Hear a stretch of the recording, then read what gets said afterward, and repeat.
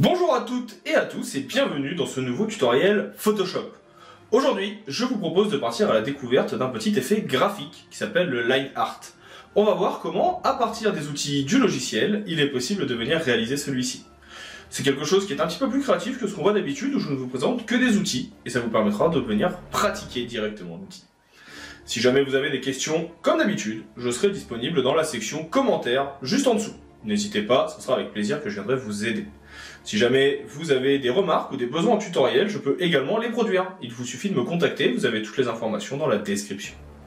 J'espère que cette vidéo vous plaira, je vous en souhaite dans tous les cas un bon visionnage, et je vous dis à tout de suite au cours de celle-ci. Attaquons maintenant notre effet graphique.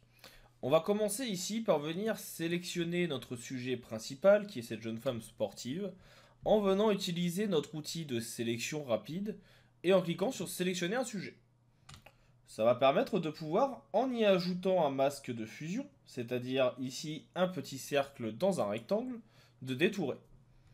Je vais également en profiter pour venir faire un clic droit et pour convertir en objet dynamique mon calque, de façon à maintenant pouvoir venir l'agrandir pour avoir mon sujet principal un petit peu plus grand.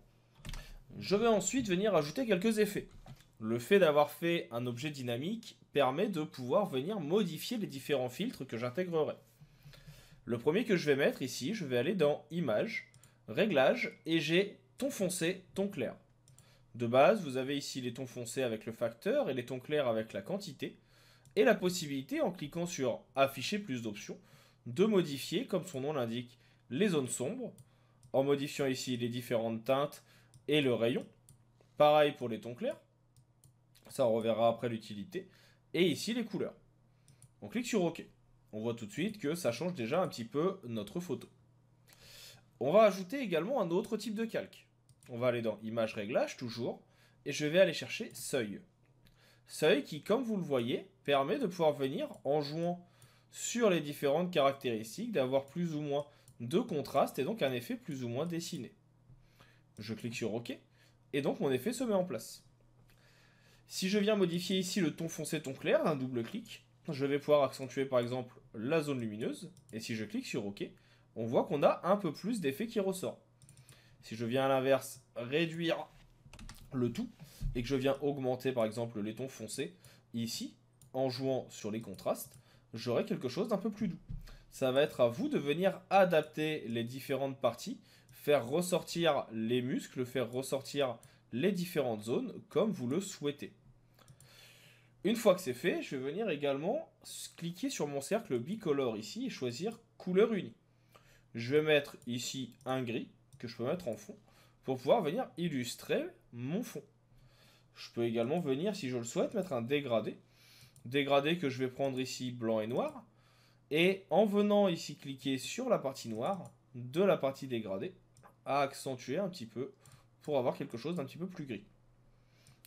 Une fois que c'est fait, je me mets ici, après avoir cliqué sur OK, en radial. Et je vais pouvoir venir augmenter l'échelle pour avoir un petit effet en fond. Maintenant, j'aimerais avoir un petit peu de couleur, ce qui n'est pas forcément le cas ici sur notre effet. Eh bien, je peux venir cliquer sur Seuil, à cet endroit, et au bout, vous avez un petit bouton. Ce petit bouton, quand vous double-cliquez dessus, il ouvre un menu spécifique. Ce menu ici, qui est Option de fusion du seuil, va permettre de modifier l'opacité, qui permet ainsi déjà de donner un effet de dessin, vous voyez, tout en ayant toujours ici notre effet de seuil qui est en place. Donc soit je peux l'enlever totalement et on retrouve ma photo, soit je peux avoir un effet de seuil un petit peu type illustration des années 50-60. Soit vous pouvez jouer également avec les modes de fusion. Je viens baisser ici avec ma souris et je peux avoir quelque chose qui correspondra un petit peu plus au style que je veux mettre en place. Je peux même venir fusionner les deux pour avoir encore plus mon effet d'illustration.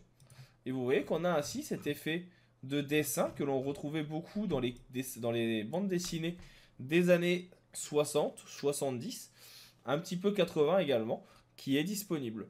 Donc c'est un effet graphique que je trouve assez intéressant, qui fait vraiment un effet comme si on était venu dessiner à la ligne. C'est quelque chose qu'on a tendance à négliger ou à mettre beaucoup de temps à faire. Et vous voyez qu'en réalité, d'un simple clic, on peut venir maintenant avoir notre effet, notre trame et nos éléments graphiques en quelques minutes.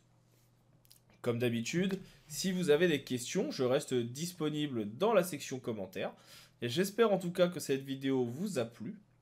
Je vous dis maintenant à bientôt pour d'autres astuces et d'autres tutoriels sur Photoshop. Et je vous souhaite une bonne continuation.